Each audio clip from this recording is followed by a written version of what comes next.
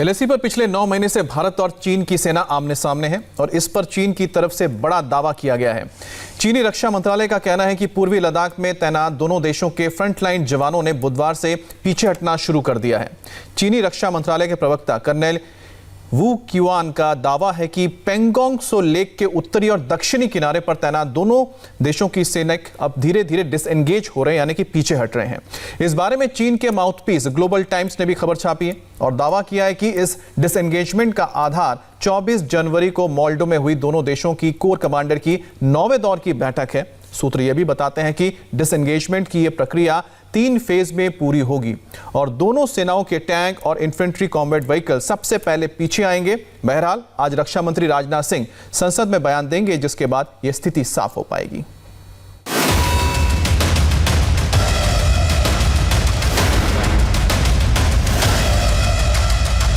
विस्तारवाद का युग समाप्त हो चुका है। ये युग विकासवाद का है।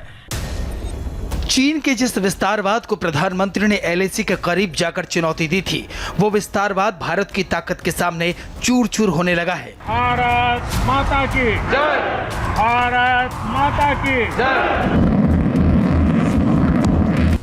पिछले 9 महीनों से पूर्वी लद्दाख में भारत ने पूरी ताकत लगा दी है।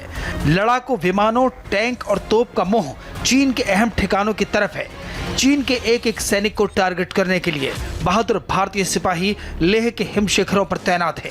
हड्डी गलाने वाली माइनस टेम्परेचर वाली ठंड में भारत के इसी दबाव का असर है कि चीन अब पानी मांगने पर मजबूर है। शी जिनपिंग का कॉन्फिडेंस इतना हिल गया है कि अब चीनी सेना एलएसी से पीछे हट रही है।